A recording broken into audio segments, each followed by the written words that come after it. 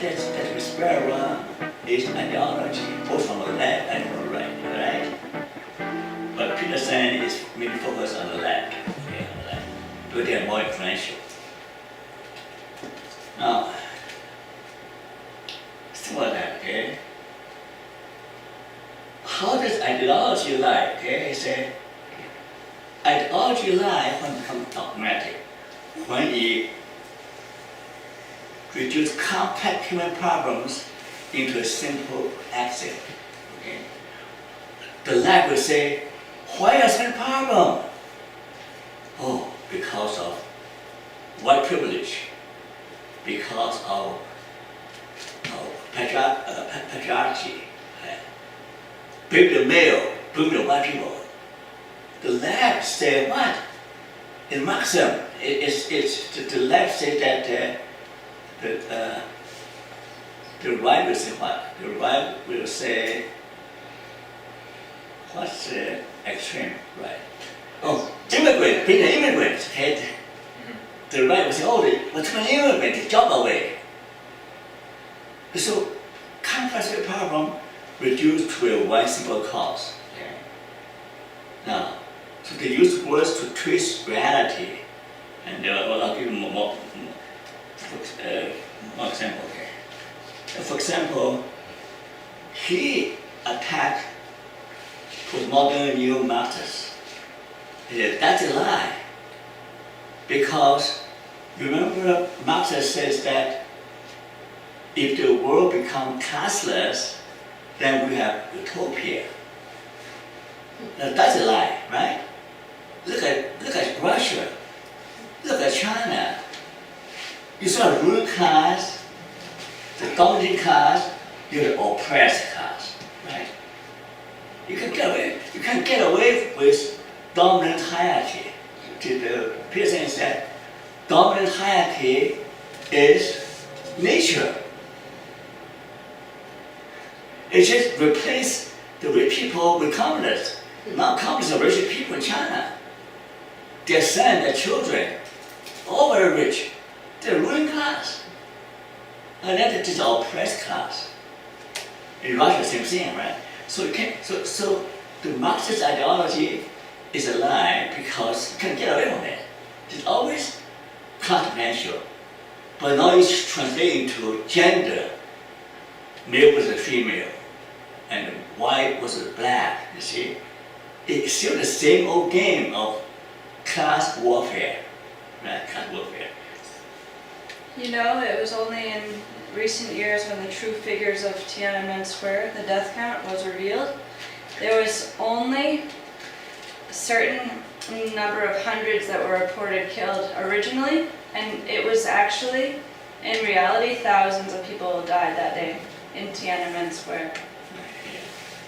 In Tiananmen Square and the Cultural Revolution, children turn against their parents, students turn against teachers. What kind of society we live in, right? So he said that Marxist teaching does not solve all problems. They're actually, it's a murderous ideology.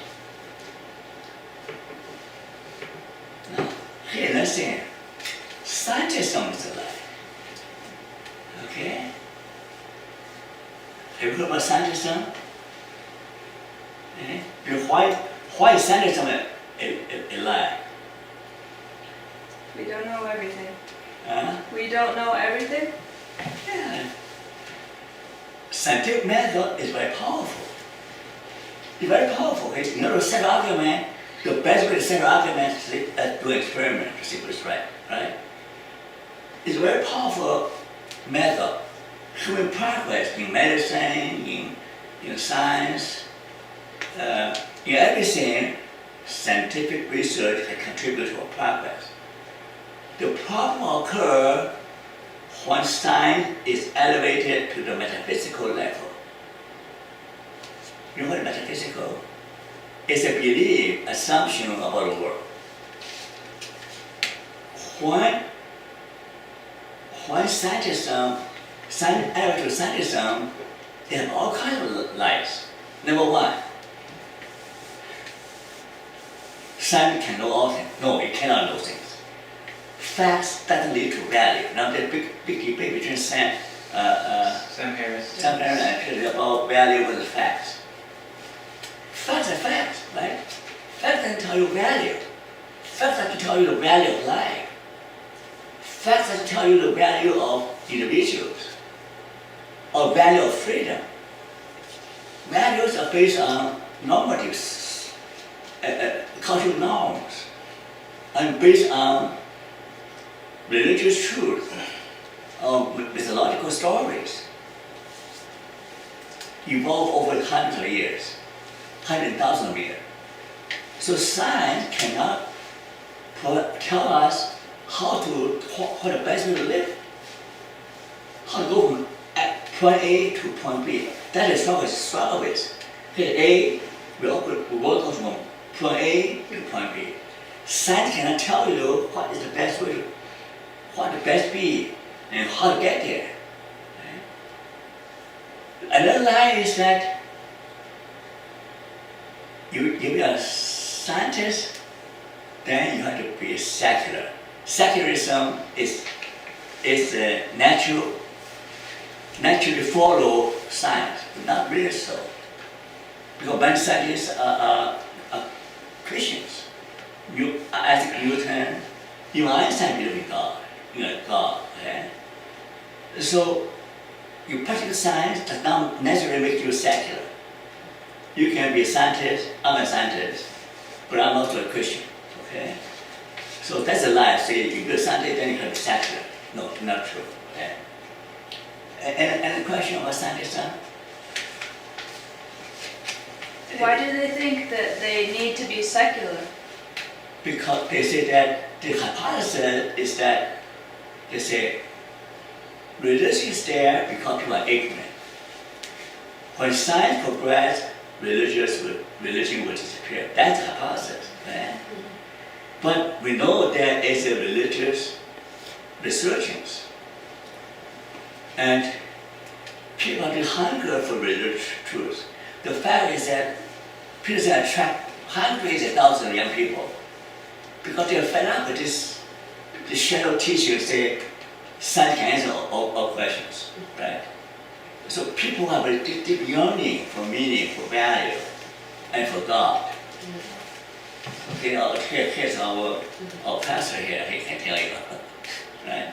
People are hungry, especially when you are desperate. Right? Like the cave in Thailand, so many people pray, right? Many people pray. The whole nation pray. Yeah. That one word.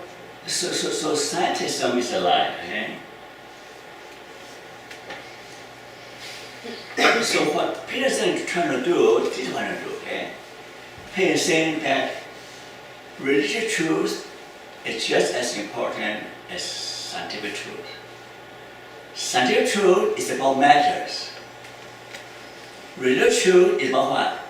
It's about actions.